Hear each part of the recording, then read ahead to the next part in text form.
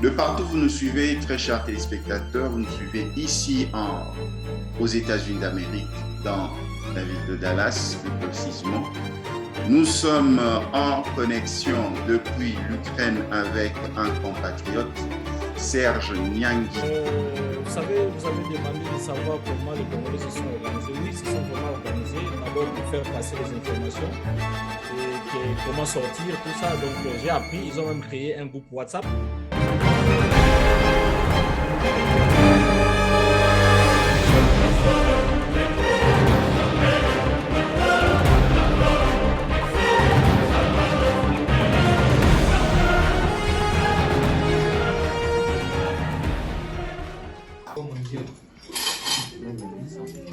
Donne-moi les Non.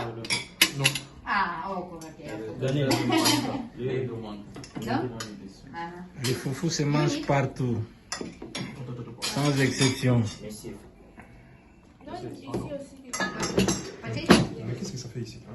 Voilà, quand on essaie les foufous pour la première fois, voilà ce que ça donne. Mais je ne comprends pas. On se demande c'est quel goût ça. Oui, on va m'entendre notre dernier repas de guerre là. Moi, on a pris le lendemain et quand Voilà, finalement elle a dit que... Естественно. Oh. Elle a dit que les foufous c'est bon.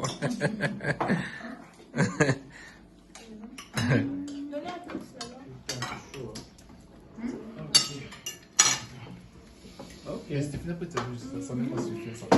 Il finit de mettre.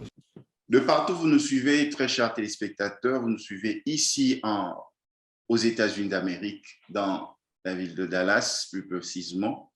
Nous sommes en connexion depuis l'Ukraine avec un compatriote, Serge Niangui, compatriote congolais qui réside depuis des années en Ukraine. Avec lui, nous allons nous en tenir par rapport à la situation que connaît la plupart d'Africains et spécifiquement les ressortissants congolais. Monsieur Serge Niangui, nous vous saluons. Bonsoir.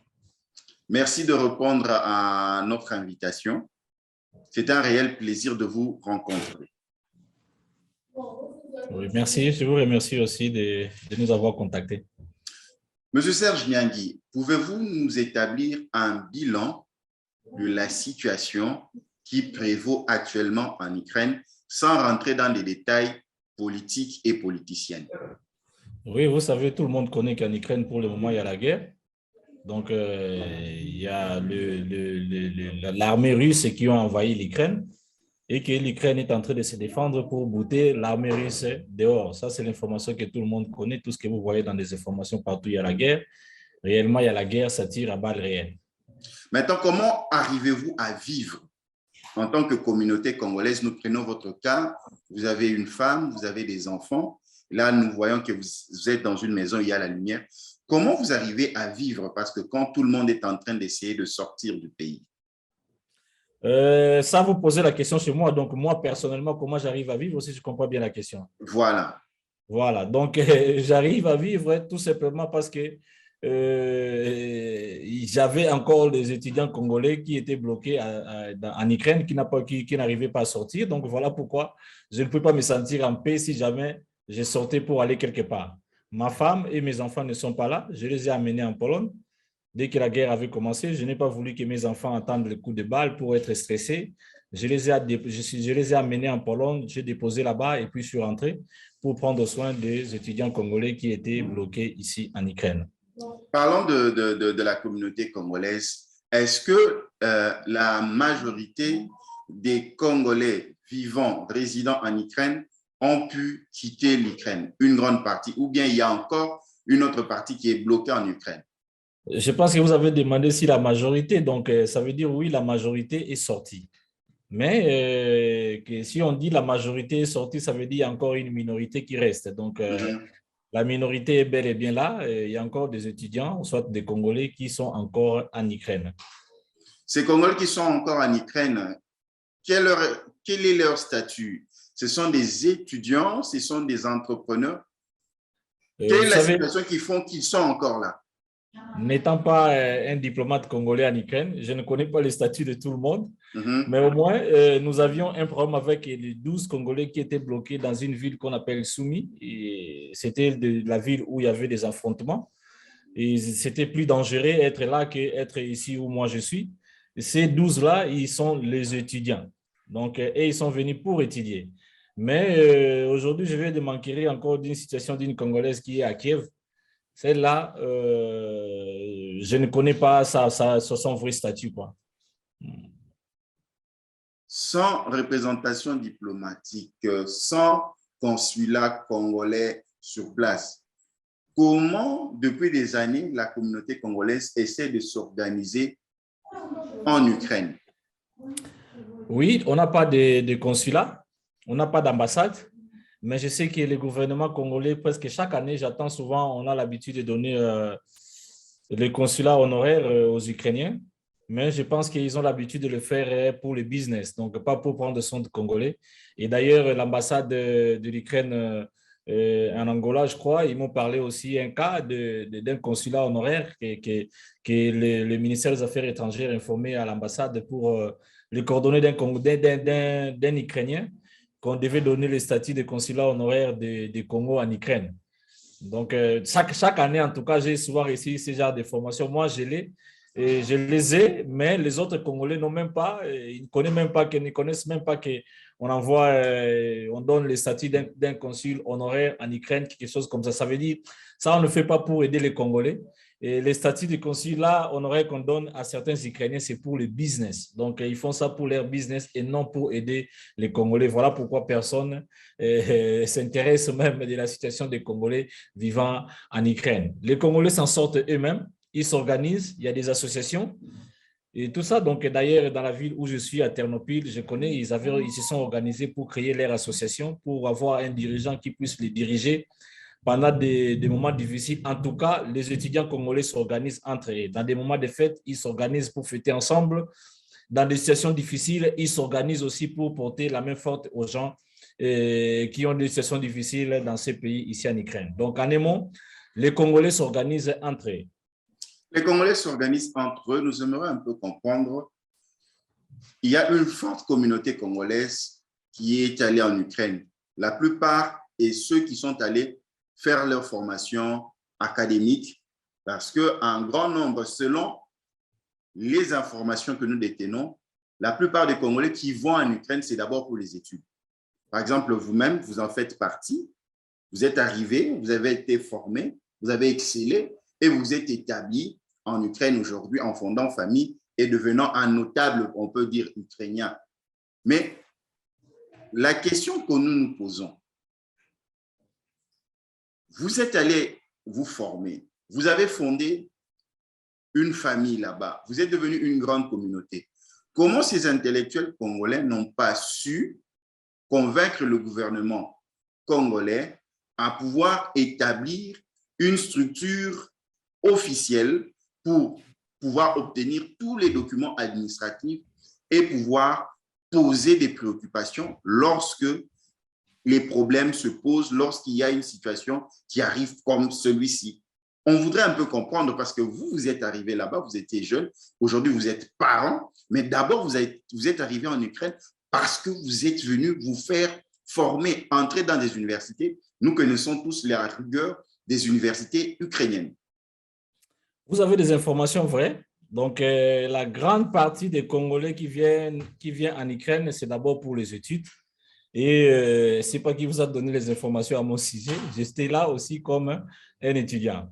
Vous savez, après, oui, bien sûr, j'ai créé mes opportunités et je me suis retrouvé sur ce que moi, j'ai fait, quoi. Donc, je n'aimais pas que vous puissiez me présenter comme un homme d'affaires. Donc, je vous dis que je suis un homme d'affaires maintenant.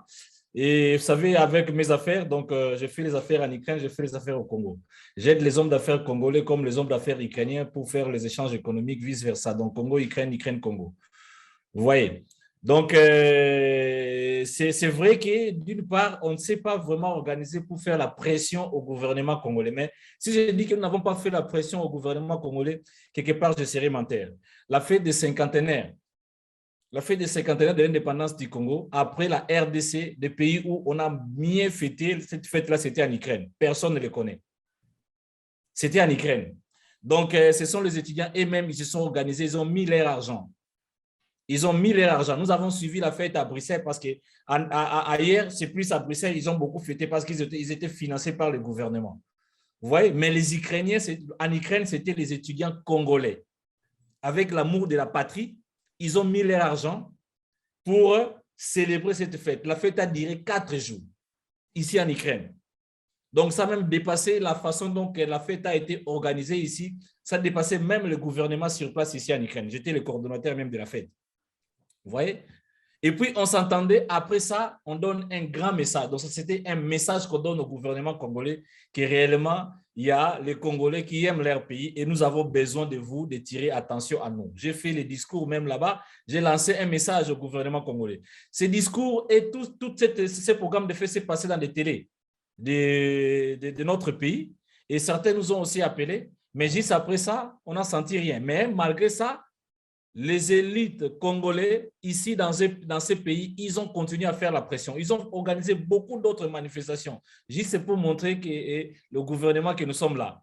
On a écrit, on a fait beaucoup d'histoires que nous avons fait au gouvernement congolais et nous n'avons réussi aucun signal positif par rapport aux étudiants qui se trouvent ici en Ukraine. Après quelques années, les étudiants ont commencé à s'organiser aussi parce que et finalement, moi, j'avais déjà dépassé ces temps-là et finalement, on ne voyait rien et puis je ne réagissais plus. Il y a eu d'autres problèmes qui sont arrivés pour les étudiants congolais, les problèmes de passeport, on n'a pas l'ambassade, il faut prolonger les passeports, il faut faire de nouveaux passeports, et ainsi de suite. Il y a d'autres Congolais qui sont organisés, comme il y avait un Congolais qui était ici, Patrick Amouli, je salue ici, il va suivre cette information. Il s'est organisé pour être en contact avec l'ambassade du Congo à Moscou, pour déplacer l'ambassade ici afin de capturer les étudiants congolais ici. Vous voyez, donc ça veut dire à chaque période, il y a toujours un Congolais qui prend l'initiative pour faire quelque chose et pour aussi donner un signal. Mais vous connaissez, pendant que vous demandez si on ne fait pas pression à notre gouvernement et pourtant, nous connaissons au moins, il y a d'autres pays qui ont les ambassades qui ne sont pas bien entretenues.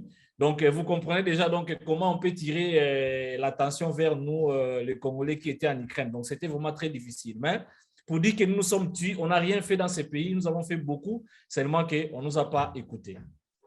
Et pour ceux qui pensent que c'est parce que l'Ukraine n'est pas assez influente et qu'elle n'est pas dans l'espace Schengen, c'est la raison pour laquelle ça traîne un peu le pied pour avoir une représentation diplomatique. Qu'est-ce que vous pensez pour certaines personnes en Ukraine qui pensent ça? Certains de nos frères, compatriotes congolais et sœurs qui sont là, ils se disent peut-être parce que nous ne faisons pas partie de l'espace Schengen et puis par rapport à ce grand nom, c'est la raison pour laquelle nous, on est laissé pour compte. Est-ce que vous partagez cet avis? Bon, ils ont le droit de penser ainsi. S'ils sont là, ils ont le droit de penser ainsi. Et moi, je ne suis pas négationniste. Hein. Moi, je vois toujours les choses dans le sens positif.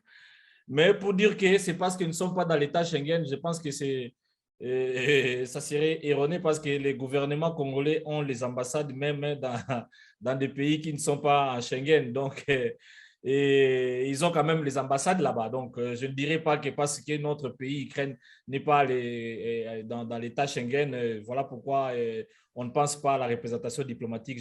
Moi, je ne vois pas ça dans cet angle-là. De partout où vous nous suivez, très chers téléspectateurs, nous recevons pour vous Serge Niangui, compatriote congolais résident en Ukraine. Il a débuté sa carrière en Ukraine en tant qu'étudiant. Il a achevé avec excellence ses études. Aujourd'hui, il est dans diverses activités comme opérateur économique, comme facility dans les business et tant d'autres, même dans les ministères chrétiens. C'est vrai qu'il reste modeste. Nous avons commencé notre première partie de l'émission avec l'introduction pour comprendre comment les Congolais résidant en Ukraine n'ont pas encore bénéficié de l'ouverture d'une ambassade permettant à gérer leur situation. Maintenant, nous rentrons maintenant dans la seconde phase pour comprendre comment s'est organisée la solidarité congolaise pour évacuer la plupart de nos compatriotes vers des endroits sûrs.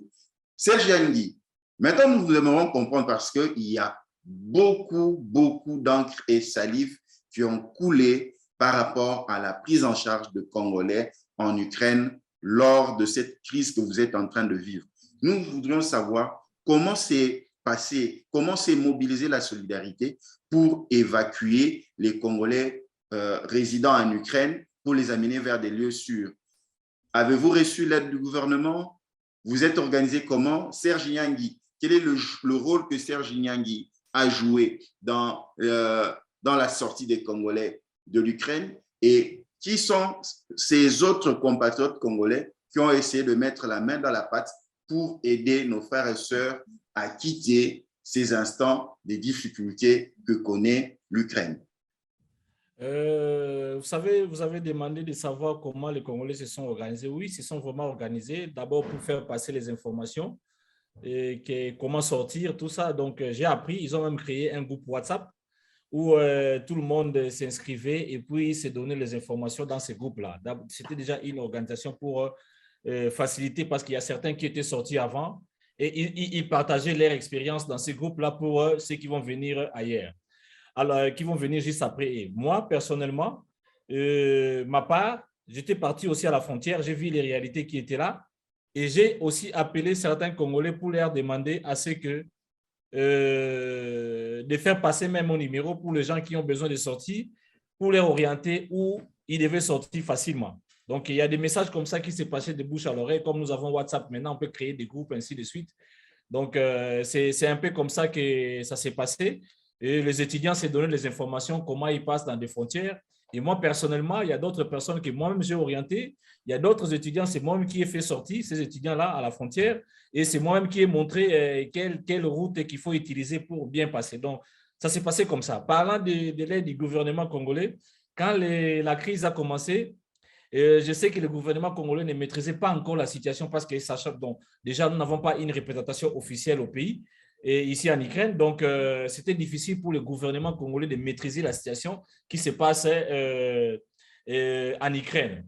Je pense qu'une semaine après, le gouvernement congolais s'est maintenant enquérir des informations qui ne sont pas de vraies informations qui se passent ici en Ukraine. Et puis, pendant ces moments-là, la majorité d'étudiants congolais étaient déjà sortis. Vous voyez, donc, il restait juste ce petit nombre qui étaient bloqués dans une ville qui ne savaient pas comment quitter la ville. Et c'est là où j'ai vu le gouvernement congolais a joué quand même un rôle important pour moi, parce que finalement, le gouvernement congolais a appelé les enfants et je leur ai donné le numéro de ces enfants-là où ils étaient. J'ai donné le numéro de l'université et le gouvernement congolais était en contact avec l'université, il était en contact avec les enfants. Pour les enfants, c'était une motivation. Vous savez, ils étaient stressés pour tout ce qui se passait là-bas et voyant qu'on les appelle, le gouvernement appelle, c'était vraiment une motivation. Et finalement, ils ont même fait plus que ça, parce que finalement, les enfants m'ont informé qu'ils ont même envoyé les moyens de déplacement. Donc, ils ont envoyé des transports pour qu'ils puissent quitter. Quand le moment était opportun pour quitter l'endroit, ils ont même envoyé les moyens de transport pour que ces étudiants-là puissent quitter cet endroit-là pour revenir là où je suis. Donc, pendant que je suis en train de vous parler, les étudiants qui étaient bloqués dans cette ville qu'on appelle Soumy, ils sont ici avec moi, chez moi à la maison. Ah, ils sont avec vous à la maison. Très bonne nouvelle. Est-ce que nos compatriotes, comme d'autres Africains, ont subi des injustices ou des phénomènes liés au racisme? Parce que d'abord, c'était les Ukrainiens blancs qui devaient quitter le pays. Est-ce qu'ils avaient accès facilement aux véhicules, aux trains? Est-ce que dans les checkpoints de sécurité ukrainiennes, il y a eu des cas illicites dans des brimades des Congolais qui ne savaient pas soit s'exprimer ou bien expliquer leur situation? Monsieur Serge Nyangui, qu'est-ce que vous pouvez nous en dire? Vous savez, c'est une expérience d'une personne à une autre. Vous voyez, donc, parce que pour dire que je connais l'expérience de tout le monde à la frontière, je serais menteur. Mais seulement qu'il y a des règles que beaucoup d'Africains ignorent, peut-être à cause de la barrière de la langue. Il y a des règles qu'ils ignorent. Aujourd'hui même, j'ai regardé parce que l'évacuation de la ville de Soumy s'est fait hier. Et c'est fait hier, donc nous avons évacué nos étudiants. Donc là-bas à Soumy, il y avait au moins 2000 étudiants étrangers.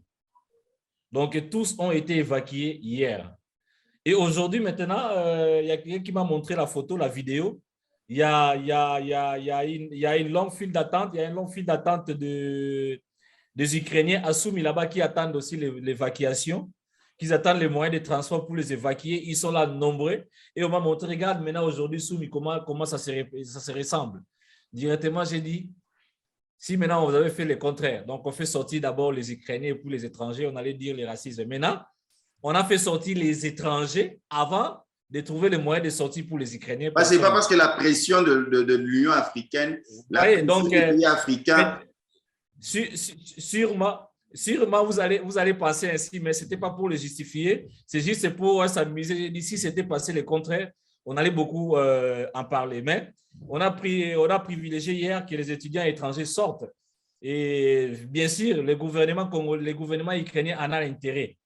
Vous savez, parce que si les étrangers ont des problèmes dans ces pays, on va pointer du doigt au gouvernement ukrainien. Donc, il en avait vraiment intérêt parce qu'il suivait à la loupe de tout ce qui s'est passé pour la sortie des étudiants étrangers ici dans ces pays. Donc, j'ai fait partie des gens, j'étais en tout moment en contact avec le ministère des Affaires étrangères ukrainien, même la présidence nous appelait par rapport aux étudiants qui étaient là et qu'est-ce qu'ils vont faire, quelles sont les stratégies pour les faire sortir. Vous voyez donc, et je voyais comment ils étaient inquiets tant que ces gens-là étaient encore là. Et le fait que ces gens-là sortent, c'est vrai que nous sommes toujours inquiets parce qu'il y a la guerre, mais ça soulage un peu au moins les étudiants étrangers ont quitté. Vous voyez, alors parlez maintenant de ces points qu'on parle le plus de racisme. Je vous ai déjà dit, je suis pas négationniste, donc moi je vois toujours les choses du côté positif. Je n'ai jamais vu les racismes, moi, depuis que je suis ici dans ce pays. Vous voyez, j'entends parler, les gens le disent, tout ça, tout. Moi, je n'ai jamais vu ça, peut-être à cause des endroits que moi je fréquente. Vous voyez, donc, mais la discrimination partout, vous irez, que ce soit au Congo, et aux États-Unis, partout, il y aura toujours une discrimination, vous voyez. Alors, parlons maintenant des cas actuels à la frontière de l'Ukraine. J'ai expliqué ça, j'espère que j'ai fait beaucoup de vidéos à ce sujet-là pour expliquer les gens que la frontière là où les étudiants congolais qui se dirigeaient souvent, ce n'était pas un bel endroit pour eux. Ils ne devaient pas se diriger là-bas. Je leur ai montré où ils devaient partir. Mais la majorité voulait seulement cette frontière-là. Vous voyez, donc dans cette frontière-là, j'étais là moi-même, j'ai vu les choses, comment ça passe. Il y a un grand monde. Vous voyez, donc il y a un grand monde et puis je n'ai pas vu les gens étaient divisés. Je les ai vus tous, ils étaient ensemble. Vous voyez, et j'ai vu aussi les Ukrainiens qui faisaient pression qu'on ouvre la frontière parce que parfois on fermait, on n'ouvre pas. Les Ukrainiens faisaient la pression pour ouvrir la frontière. Et finalement, je voyais les policiers chasser les gens. Et quand on chasse, ceux qui sont devant, ils fuient. Tous commencent à fuir. Et si vous n'êtes pas prudent, parce qu'il y avait même les enfants, mes enfants aussi étaient là. Le même jour. Ils ont aussi pris, on devait protéger nos enfants. Et même ma fille a dit, on ne parle plus, on rentre à la maison. Vous voyez, et c'était très dangereux. Vous comprenez, quand on court là, n'importe comment, on ne sait pas on court, pourquoi, tout ça, et puis c'était très dangereux. Vous voyez, donc, et là, moi j'ai vu, il y avait les Ukrainiens et les étrangers ensemble. Vous comprenez? Et finalement, on m'a dit, après quelques jours, et certains qui ont passé après, ils ont dit, on a créé maintenant des fils. Ici pour les étrangers, ici pour les Ukrainiens. Certains ont interprété ça comme acte de racisme. Mais moi, je les ai fait comprendre. Moi, maintenant, je vous fais comprendre ça. Ce n'était pas acte de racisme. Même si ces filles-là étaient créées, ce n'était pas acte de racisme. C'est tout simplement les Ukrainiens, pour traverser leurs frontières, ils n'ont pas besoin de cacher dans leur passeport. Vous voyez, entre parenthèses, je ferme la parenthèse. OK, c'est bon. Oui, c'est ça, mais Bokilo, je le protège. Donc, quand vous avez le passeport ukrainien, vous montrez seulement à l'immigration, ils regardent que c'est vous, vous passez. Sans mettre les cachets. On ne met pas les cachets. Les Ukrainiens ne mettent pas les cachets de sortie dans les passeports ukrainiens. Vous comprenez? Mais tandis que vous, étrangers, vous aurez besoin de cachets de sortie. Et quand vous allez arriver de l'autre côté, vous aurez besoin de cachets d'entrée. Et vous, les étrangers, quand vous arrivez de l'autre côté, vous aurez besoin de visa pour entrer. Tandis que l'Ukraine n'a pas besoin de visa pour entrer en Pologne. Vous voyez un peu cette différence-là. Alors tous, pendant 3 ou 4 jours, on les mélangeait ensemble. Et les Ukrainiens, finalement, ils étaient bloqués pour rien. Je n'ai pas vu ces fils-là, mais j'ai appris qu'on a créé des fils comme ça. Et voilà pourquoi j'ai dit, s'ils ont créé des fils comme ça, ils ont raison. Parce que les Ukrainiens n'avaient pas besoin de faire ces fils-là. Ils passent sans visa sans les cacher dans leur passeport, leurs histoires devaient aller vite. Il y a un Congolais qui m'a donné son expérience, il m'a dit, moi je n'ai pas vu l'acte de racisme, mais j'ai vu au moins, on a créé des fils.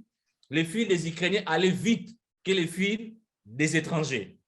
Vous voyez, donc ça veut dire que les Ukrainiens pouvaient entrer à 10, nous entrons à 5. Vous comprenez, mais lui, il n'a pas compris qu'est-ce qui s'est passé, mais il était positif, il n'a pas interprété ça comme acte de racisme. Mais quand il m'a dit ça, je lui ai dit tout simplement, parce que l'Ukraine, quand ils entrent là-bas, c'est rapide, parce qu'ils n'ont pas besoin de contrôle ni les visas. Mais vous allez à 5 parce qu'on doit faire pour vous les cachets de sortie et puis les visas pour entrer en Pologne. Donc, il faudra des actes, mais il y a aussi certains qui ont parlé des actes de menaces et tout ça, les incompréhensions là, oui, donc des choses comme ça qui s'est passé même, pour interpréter que les gouvernements, parce que moi je parle au nom de l'institution Ukraine, que l'institution Ukraine a créé la discrimination dans ses frontières, qu'on privilégie les Ukrainiens et non les étrangers. Je suis contre ça, c'est faux. Voilà, nous comprenons très bien. Pour ceux qui vivent là, pour vous qui êtes là, comment s'organise la vie? Vous devez manger, vous devez aller dans les supermarchés.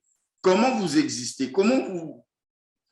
On pense bien qu'il faut qu'il y ait un ravitaillement. Comment vous faites pour vivre? Parce que en RDC et tous vos frères et sœurs éparpillés dans le monde se posent la question, ils vivent comment? Comment ils s'en sortent? Ils mangent comment? Ils dorment comment? Comment ça se passe? Parce que vous nous dites que ça tire à balles réelles. Voilà, ils ont quitté Soumy et puis ils ont amené les responsables de leur université avec eux pour les apprendre à manger des foufous. Ils ont essayé aujourd'hui, ils ont dit que les foufous c'est bon.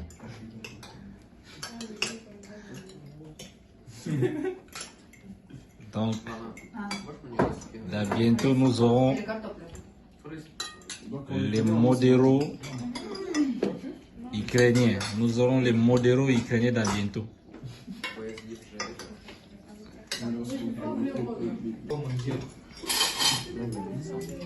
Donne-moi les riz. Non. Ah, oh, Daniel.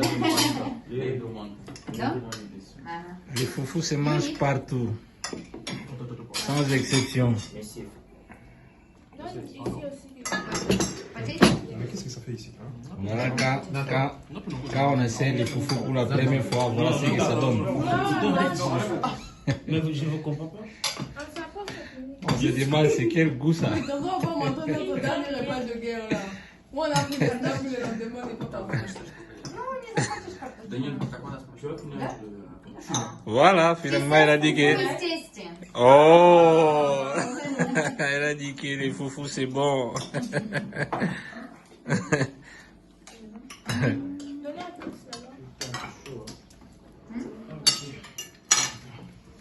Ok. Stéphane, après, ça n'a même pas suffi ça. Il finit de mettre. So now, Nick, we try fufu, African fufu. Je pense que tu pourrais trouver une foufou. Là où il y a du verre, il y a... Mais quand fufu? Il y a Chris. Il y a Tatoukaling. Try fufu. Tout le monde a un verre? Non. Non. Tatiana n'a pas de verre. Qui a pris la place ici? Ouais. Et toi, tu n'as pas pris le foufou? Non, j'ai pris le mot. Non, c'est un vrai.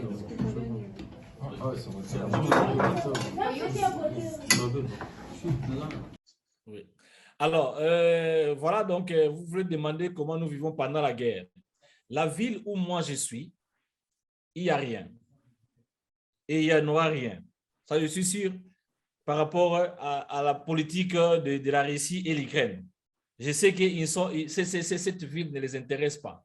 Alors, nous qui sommes de ces côtés... Quelle ville précisément? Ternopil, je suis à Ternopil. Donc, les villes de notre côté, c'est nous qui recevons les réfugiés. Donc, tous les Ukrainiens qui n'ont pas envie de sortir de l'Ukraine, ils viennent se réfugier chez nous. Ces villes ne leur intéressent pas, ce sont des villes pauvres en minerais, pas bien construites. Pourquoi vous dites ça? Si vous connaissez la politique de l'Ukraine, vous allez comprendre. Parce que même quand les étudiants congolais venaient en Ukraine, je leur disais toujours, l'Est de l'Ukraine, je voyais, c'est comme s'il n'y a pas assez d'Ukrainiens là-bas. À l'ouest de l'Ukraine, c'est là où vivent les vrais Ukrainiens. Vous comprenez? Alors là où il y a les vrais Ukrainiens, ça n'intéresse pas la Russie. La Russie s'intéresse là où il y a les Ukrainiens mélangés. Donc, il y a les Russes et les Ukrainiens. Vous voyez, donc, c'est cette partie-là qui les intéresse. Et quand ils font même leur déclaration, ils disent que cette partie-là, ça les intéresse. Et ce côté ici, c'est pour la Pologne. De l'autre côté là-bas, c'est pour la Russie. Donc, c'est comme ça qu'ils ont l'habitude de faire leurs histoires. Donc, voilà pourquoi, quand ils sont en train d'attaquer, leur objectif, c'est quitter de l'Est de l'Ukraine, venir jusqu'à Kiev. Après Kiev, ça les intéresse moins. Après Kiev, ça ne les intéresse pas. Maintenant, pour les Congolais que vous avez chez vous à la maison, vous vous organisez comment pour leur départ? Vous êtes en contact avec leur famille? Comment ça se passe? Oui, bien sûr, nous sommes en contact avec la famille des étudiants, donc leur famille, bien sûr. Maintenant, je vais avoir une réunion avec les enfants pour définir où est-ce qu'ils doivent partir. Parce que finalement, j'ai vu beaucoup de Congolais qui sont partis ailleurs. Il y a certains qui sont en Pologne, à Bruxelles, Allemagne, ainsi de suite. Tout ce qu'on nous dit là, on nous donne les séjours de 15-30 jours. Et puis après ça, normalement, on devait rentrer chez nous au pays et tout des trucs comme ça. Alors que ces enfants-là, ce sont des étudiants. J'ai contacté quelques universités de l'autre côté. La majorité, ils disent que non. D'abord, c'est ça même la vraie discrimination qu'il faut beaucoup médiatiser parce qu'ils ont dit carrément, on va recevoir les étudiants ukrainiens et non les étudiants d'autres pays. Donc, vous comprenez. Expliquez-nous, on ne comprend pas. Voilà, les étudiants qui sont à Ternopil, qui étaient à Kiev, qui étaient par-ci, par-là, étaient inscrits régulièrement comme les étudiants ukrainiens, au même niveau, au même stade. Donc, pourquoi accepter les inscriptions des uns et refuser les autres? Quel est le raisonnement qu'ils présentent pour soutenir leur manière de réfléchir? Vous comprenez déjà que je ne serai pas à mesure de répondre à cette question. Donc, ça, c'est, je parle les cas, par exemple, les cas de ILB, et qui nous a écrit officiellement, ils auront un grand plaisir d'inscrire les étudiants congolais. Mais pour les cas présents, et par rapport à la guerre, par rapport à cette circonstance de la guerre, ils ne peuvent inscrire que les Ukrainiens. Ça m'a même étonné parce que les Ukrainiens parlent ukrainien ou russe. Et là-bas, à ILB, les cours, c'est dont j'ose croire en français. Mais les francophones, on ne les prend pas, mais on les prend pas mais il faut prendre les Ukrainiens qui parlent ukrainien. Je ne comprends pas cette logique-là. Ce sont des choses qu'il faut médiatiser. Pourquoi? Parce que les étudiants congolais ou africains, ils vont souffrir à cause de ça. Vous voyez, donc ils ont répondu clairement, ils vont recevoir que les étudiants ukrainiens et non les étudiants africains ou d'autres pays. Ma question, c'est est-ce qu'il y a un document de transfert d'université à université? Ou bien c'est… Vous comprenez déjà, les universités belges, ou soit françaises ou quoi, ne veulent pas dire que là-bas, les étudiants congolais ne peuvent pas étudier. Ce n'est pas ça. Ça veut dire que les étudiants congolais vont suivre la procédure normale pour s'inscrire. Mais cette procédure-là spéciale qu'ils ont créée, ça ne concerne que les étudiants ukrainiens. Leur motivation, je ne sais pas. Sûrement, peut-être, ils croient que c'est l'Ukraine qui souffre par rapport à la guerre parce que même le gouvernement de l'Union européenne qui donne les séjours temporaires de 15 et 30 jours et ils disent que vos pays, c'est en Afrique. Il n'y a rien. Au Congo, il y a du calme. Vous voyez? Donc, ici, vous faites comme un transit. Après, ici, vous devez rentrer chez vous au pays. Comment faire rentrer quelqu'un qui est venu étudier pour 5 ans, pour 6 ans, pour 7 ans? Non, vous savez, en Ukraine, on ne dit pas que l'Ukraine, c'est fini, l'Ukraine est foutue.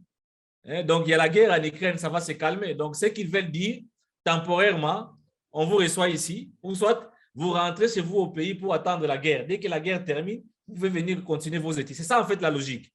Par exemple, il y a d'autres pays comme le Nigérian, la majorité d'entre eux, le gouvernement a envoyé même l'avion pour évacuer les étudiants nigériens en Roumanie. Ils sont tous partis au pays. Bon, pas tous, mais la grande majorité est partie au pays. Il y en a aussi les Égyptiens, les Marocains, on envoie les moyens de transport pour venir les évacuer. Donc, ils quittent ici pour aller en Pologne ou Roumanie et de là, les moyens de transport viennent les prendre, on les amène chez eux. Ça veut dire… Mais pas ça, par exemple, l'Union européenne, les universités européennes se disent, bon, si d'autres Africains sont capables de récupérer leurs ressortissants pour ramener, c'est à la RDC de ramener les Congolais chez eux, le temps que la guerre termine et qu'ils reviennent. C'est ça, en fait, la logique. C'est ça en fait la logique. Donc ça veut dire qu'ils devaient attendre la guerre chez eux. C'est ça la logique que j'ose croire de l'Union européenne. Vous voyez, donc voilà pourquoi quant aux Ukrainiens, c'est leur pays qui souffre. Donc ce sont les Ukrainiens qui ont besoin d'être protégés parce qu'ils n'ont pas un autre endroit et parce que leur pays est en train de souffrir. Mais pour vous, il y a du calme dans votre pays. Donc c'est comme ça un peu qu'ils sont en train de réfléchir. Voilà pourquoi ils disent que les autres, ils devaient attendre jusqu'à ce que ça va se calmer. Donc cette inscription spéciale qu'ils ont créée, ils ont créé ça seulement pour les étudiants ukrainiens. Maintenant, ma question est celle-ci. Une inscription spéciale pour les étudiants ukrainiens. Qu'est-ce qui prouvera que ces Ukrainiens étaient étudiants? Ce sont des lettres de transfert ou bien chacun doit venir avec un document académique disant que j'étais en première année, j'étais en deuxième, j'étais à tel niveau d'études et voici, je viens de l'Ukraine, je quitte l'Ukraine à cause de la guerre. Je ne sais même pas comment ils vont faire pour ces inscriptions-là parce que même les Africains, même les Ukrainiens, tout le monde a pris la fuite. Donc, la majorité n'ont même pas pensé à prendre même leur diplôme ou quoi, un document académique. Tout se retrouve encore dans des universités. Vous voyez?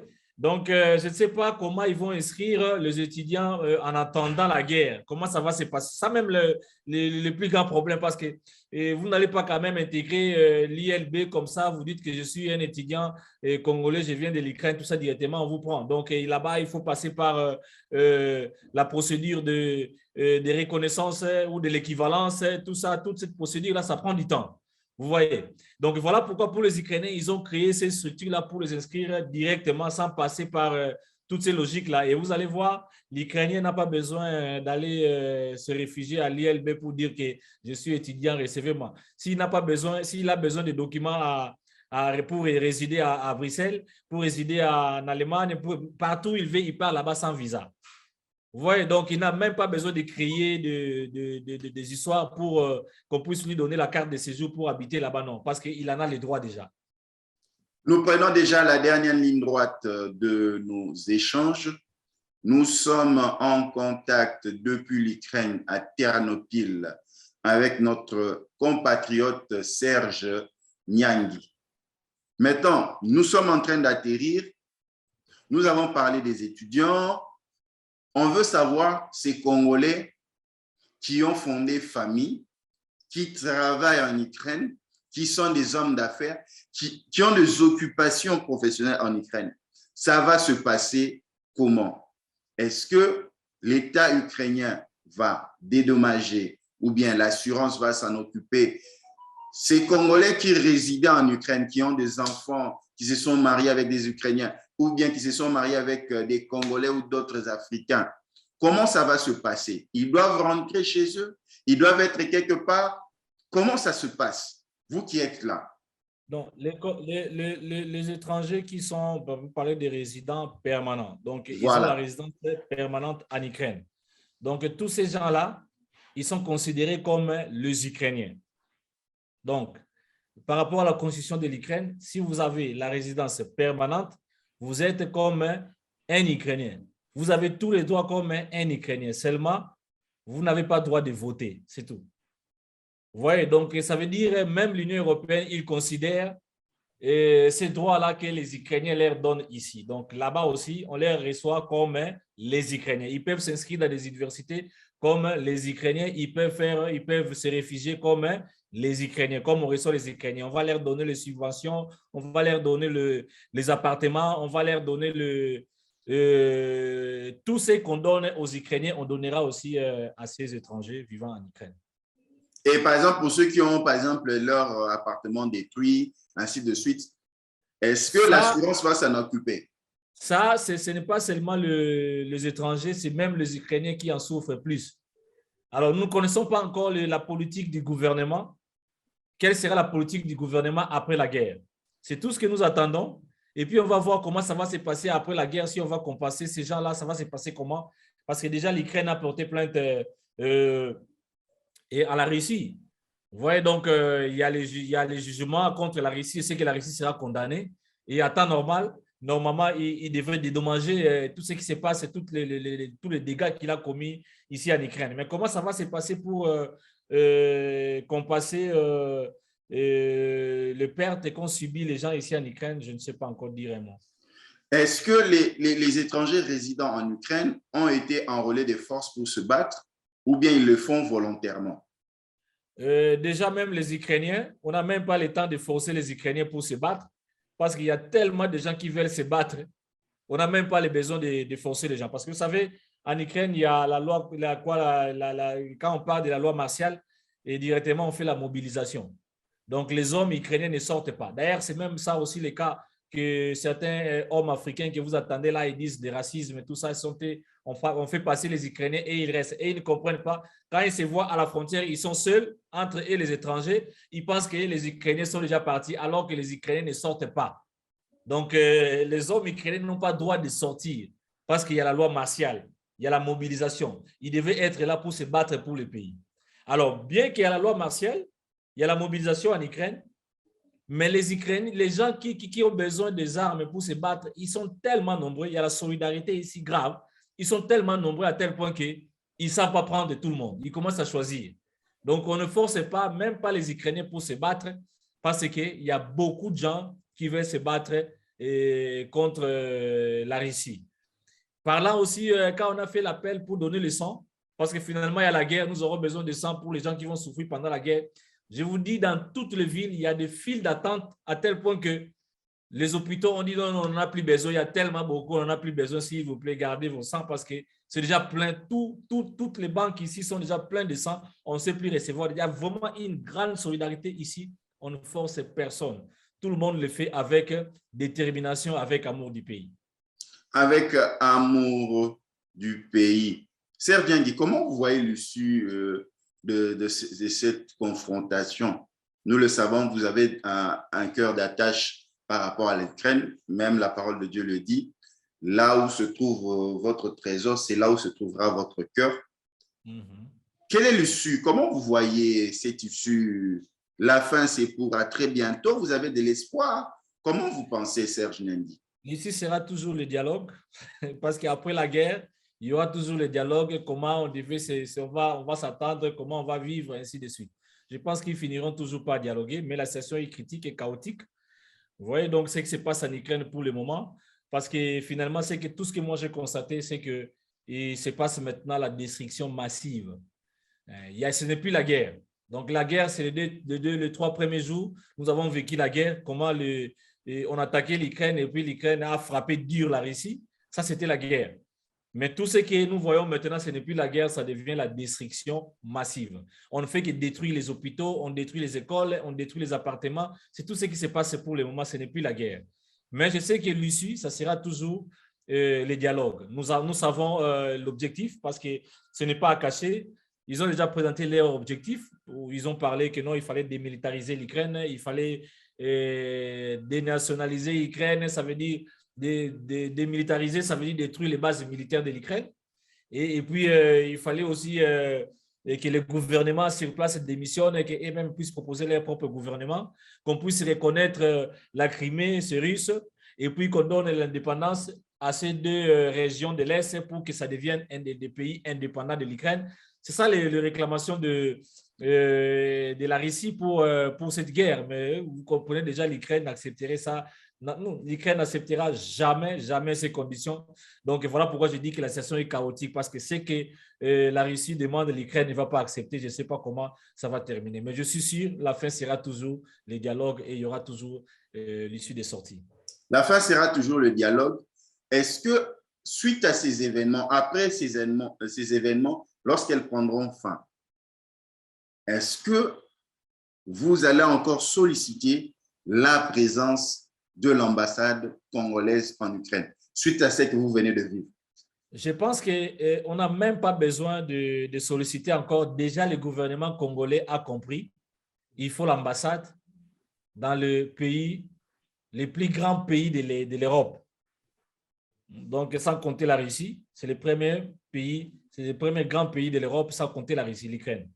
Vous voyez, donc je pense que le message est déjà passé, le gouvernement congolais a déjà compris, et même ils ont déjà compris qu'il faut l'ambassade ici, je crois bien, dans les jours à venir, après la guerre. Je suis sûr et certain qu'on va organiser, mettre aussi l'ambassade ici dans ce pays. Parlons de vous aussi, vous êtes entrepreneur, vous êtes businessman, vous êtes aussi homme de Dieu.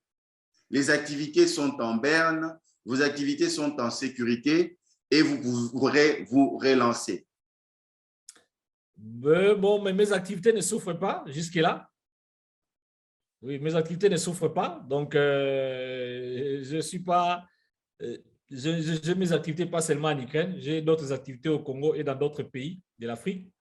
Donc, mes activités ne souffrent pas. Je me sens bien. Et la guerre termine, je suis là. Donc, je crois bien, comme les étudiants congolais qui étaient bloqués sont déjà sortis, je sortirai un peu pour me souffler un peu. Mais la guerre termine, je reviens, je serai là, je vais encore faire beaucoup, parce que je sais que l'Ukraine aura besoin de beaucoup de gens après la guerre pour construire ce pays. Donc, je devais être là. Déjà, pour les téléspectateurs, combien d'années avez-vous vécu en Ukraine? 15 ans. 15 ans. Donc, vous êtes un notable Ukrainien. Congolais en Ukraine. Qu'est-ce que l'on doit savoir si l'on veut venir en Ukraine? Quel est le comportement qu'on doit adopter? Bon, le comportement d'un humain. Et pour être en Ukraine, il faut être un humain. Donc, je ne sais pas parce que les objectifs sont aussi différents. Il faut venir avec un objectif en tête. Hein? Voilà, donc les objectifs sont différents. Il y a des hommes d'affaires, il y a des étudiants. Je sais qu'après la guerre, ils viendront encore nombreux. Parce qu'il y a un cas, je pose cette question. Et lorsque nous avons fait notre sondage de préparation d'émission, il y a un cas sérieux des Congolais qui n'ont pas de documents en Ukraine. Donc, ils sont venus pour les études, ils n'ont pas pu achever. Ils se sont lancés dans la jeunesse, l'égaiement, la joie, en oubliant. Et après, ils ne savent plus se retrouver sans documents. Comment vous faites pour les aider? Bon, j'ai aidé des cas comme ça, mais je ne peux pas aider tout le monde. Vous savez, et quand je parle d'aider, je ne parle pas, j'ai fait des documents, je ne sais pas moi, illégalement pour des cas comme ça. Mais j'ai vu certains enfants qui sont venus pour étudier, ils étaient intelligents, ils avaient l'envie d'étudier, mais il n'y avait pas de moyens. Il y a des étudiants comme ça, j'ai pris en charge. Il y a certaines personnes qui sont aussi venues étudier, les parents avaient des moyens, mais finalement, le sponsor va mourir pendant que lui, il est en train d'étudier. On a pris les étudiants comme ça en charge. D'ailleurs, cette année, j'ai même certains étudiants qui font la médecine que je prends en charge. Vous comprenez? Donc, je vois la volonté de quelqu'un, il a besoin d'étudier, je ne vais pas gaspiller mon argent. Voilà pourquoi je peux m'engager à même un jour, l'avenir, soit l'avenir, peut-être il me sera reconnaissant un jour à l'avenir. Donc, on le fait. Mais c'est vrai, nous avons des cas comme ça, les gens qui sont venus et qui n'ont pas pu terminer. Je peux te donner un exemple d'un garçon pour qui le papa est mort pendant qu'il était en première année. Et finalement, ça me faisait quand même mal. Il étudiait dans une université qui n'était même pas aussi beaucoup, qui n'était pas chère, qui était vraiment abordable. Et j'ai payé le premier semestre pour le garçon.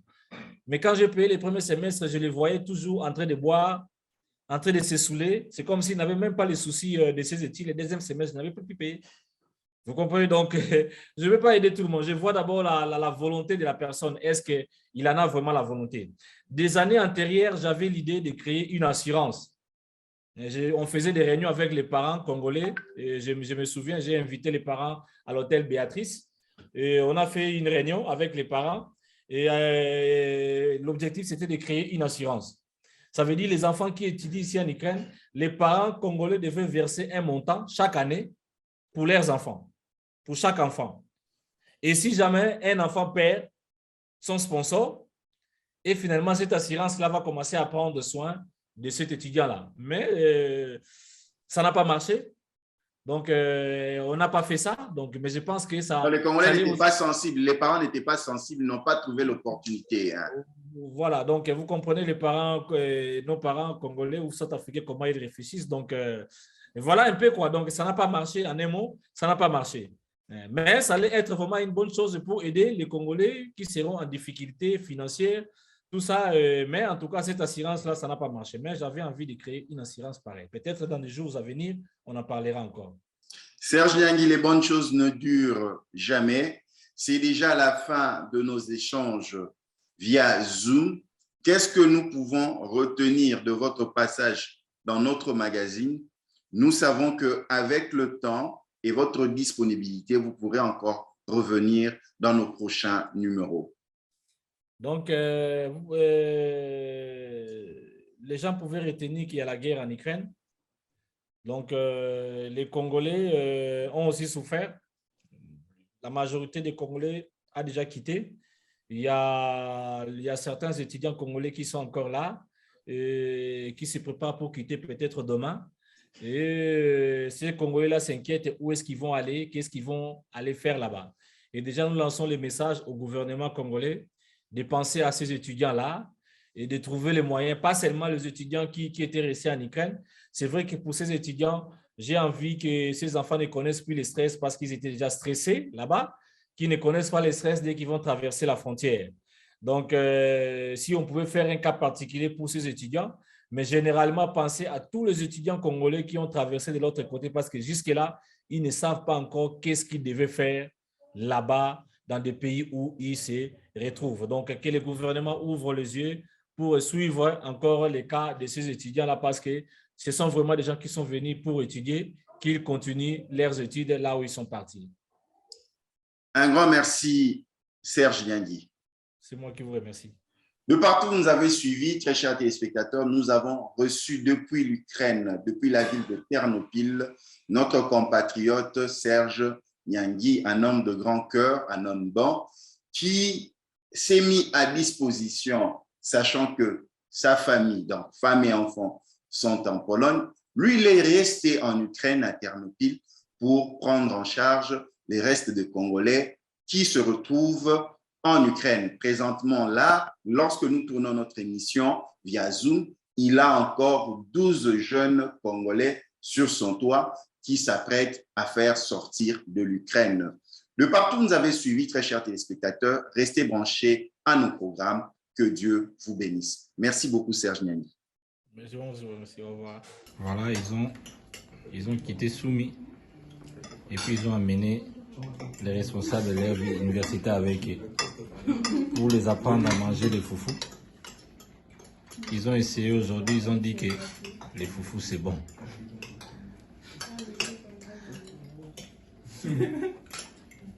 Donc, là, bientôt nous aurons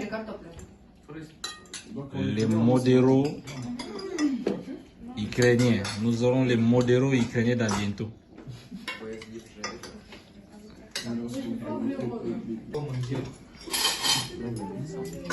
Donne-moi les départ.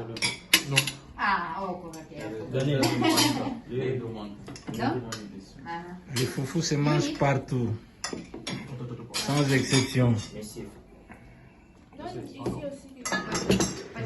Mais qu'est-ce que ça fait ici hein?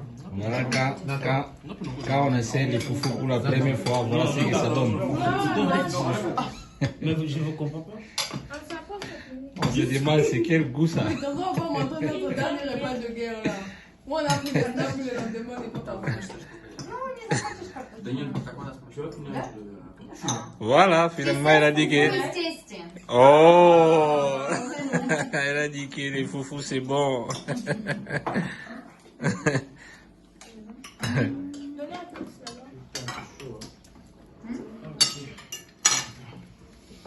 Et Stéphane, après, t'as vu, ça même pas suffit ça.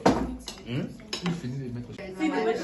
So now Nick we try fufu, African fufu. Dan, tu penses que tu pourras trouver là où il y a de l'hiver, Dan, il y a...